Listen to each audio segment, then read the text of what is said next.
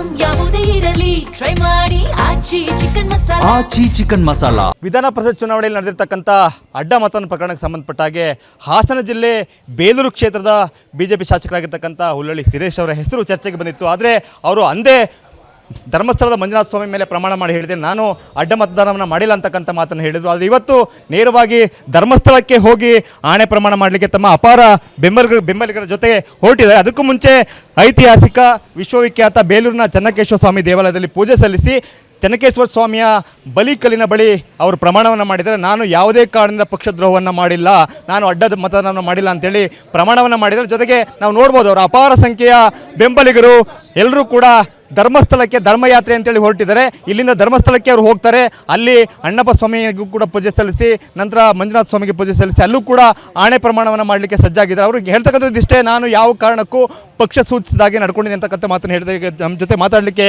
ಸುರೇಶ್ ಅವರು ಇದ್ದಾರೆ. ಸರ್ ಹೇಳಿ ಸರ್, ಇಂಥ ಒಂದು ಸಂದರ್ಭ ನಿರ್ಮಾಣ ಆಗಿದೆ ರಾಜಕೀಯದಲ್ಲಿ, ಏಕೆಂದರೆ ವಿಧಾನ ಪರಿಷತ್ ಚುನಾವಣೆ ನಡೆದಿರ್ತಕ್ಕಂಥ ಅಡ್ಡ ಮತದಾನ ತಮ್ಮ ಹೆಸರು ಪ್ರಸ್ತಾಪ ಆಯಿತು. ಇವತ್ತು ತಾವು ಇಲ್ಲೂ ಕೂಡ ಆಣೆ ಪ್ರಮಾಣ ಮಾಡಿದರೆ, ಇವತ್ತಿನ ನಿಮ್ಮ ಕಾರ್ಯಕ್ರಮ ಏನು ಸರ್? ಪಕ್ಷನಿಷ್ಠೆ ಪ್ರಾಮಾಣಿಕತೆಗೆ ಇದೊಂದು ಅಗ್ನಿ ಪರೀಕ್ಷೆಯನ್ನು ಮಾಡ್ತಕ್ಕಂಥ ಕುತಂತ್ರಿಗಳು ಇದನ್ನು ಮಾಡಿರ್ತಕ್ಕಂಥದ್ದು. ನಮಗೆ ಪ್ರಾಮಾಣಿಕತೆ ಇದೆ, ನನ್ನ ಹಿಂದೆ ಒಂದು ದೊಡ್ಡ ಸಮೂಹ ಇದೆ. ಹಾಗಾಗಿ ನಾನು ಯಾವುದೇ ಥರದ ಅಡ್ಡ ಮತದಾನವನ್ನು ಮಾಡಿಲ್ಲ. ಅದರ ಪ್ರತಿಫಲವಾಗಿ ಇವತ್ತು ಇಡೀ ಕ್ಷೇತ್ರಾದ್ಯಂತ ವಾಲಂಟಿಯರ್ ಆಗಿ ಧರ್ಮಸ್ಥಳಕ್ಕೆ ಚೆನ್ನಕೇಶ್ವರನಿಗೆ ಆಶೀರ್ವಾದ ತೆಗೆದುಕೊಂಡು ಧರ್ಮಸ್ಥಳಕ್ಕೆ ಹೊಟ್ಟಿರ್ತಕ್ಕಂಥ ಇದೇ ಸಾಕ್ಷಿ ಅಂತಕ್ಕಂಥದ್ದನ್ನು ನಾನು ಈ ಸಂದರ್ಭದಲ್ಲಿ ಹೇಳ್ಬೇಕಾಗ್ತದೆ. ಈಗ ಇಂಥ ಒಂದು ಚರ್ಚೆ ಶುರುವಾದಾಗ ಬೆಂಗಳೂರಿನಲ್ಲೇ ತಾವು ಹೇಳಿದ್ರಿ, ಧರ್ಮಸ್ಥಳದ ಮಂಜುನಾಥ ಸ್ವಾಮಿ ಮೇಲೆ ಆಣೆ ಮಾಡಿ ಹೇಳ್ತೀನಿ, ನಾನು ಅಡ್ಡದ ಮತದಾನ ಮಾಡಿಲ್ಲ ಅಂತೇಳಿ. ನಂತರ ನಿಮ್ಮ ರಾಜ್ಯಾಧ್ಯಕ್ಷರೇ ಅಲ್ಲೇ ನಮ್ಮ ಶಾಸಕಾಂಗ ಸಭೆ ಮಾಡ್ತೀವಿ, ಅಲ್ಲೇ ಆಣೆ ಪ್ರಮಾಣ ಮಾಡಬೇಡ ಅಂತಕ್ಕಂಥ ಒಂದು ಪ್ರಸ್ತಾಪವನ್ನು ಕೂಡ ಇಟ್ಟರು. ಆದರೆ ನಂತರ ಅದು ಆ ಒಂದು ಕಾರ್ಯಕ್ರಮ ರದ್ದಾಯಿತು. ಈಗ ನೀವೇ ಸ್ವಯಂ ಪ್ರೇರಿತವಾಗಿ ಹೊರಟಿದ್ದೀರಾ ಧರ್ಮಸ್ಥಳಕ್ಕೆ. ನಾನು ರಾಜ್ಯಾಧ್ಯಕ್ಷರು ಹೇಳಿದ ತಕ್ಷಣ ತಮಗೆ ನಾನು ಸುದ್ದಿಯನ್ನು ಕೊಟ್ಟೆ, ಸ್ವಾಗತಾರ್ಥವನ್ನು ಬಯಸಿದೆ. ಅಲ್ಲಿ ಹೋಗಿ ಶಾಸಕಾಂಗ ಪಕ್ಷವನ್ನು ಮಾಡಿ 62 ಜನನೂ ಸಹ ಅಲ್ಲಿ ಕರೆಸ್ತೀನಿ ಅಂತಕ್ಕಂಥದ್ದನ್ನು ಹೇಳಿಕ್ಕೆ ತಮ್ಮ ಟಿ ವಿಗೆ ನಾನು ಇದನ್ನು ಕೊಟ್ಟೆ, ಏನು ಸ್ವಾಗತಾರ್ಥ. ಇದಕ್ಕೆ ನಾನೇ ಪ್ರಥಮವಾಗಿ ಬರ್ತೀನಿ, ನಾನೇ ಪ್ರಥಮದಲ್ಲಿ ನಾನು ಪ್ರಮಾಣವನ್ನು ಮಾಡ್ತೀನಿ ಅಂತಕ್ಕಂಥದ್ದನ್ನು ಹೇಳಿದ್ದೆ.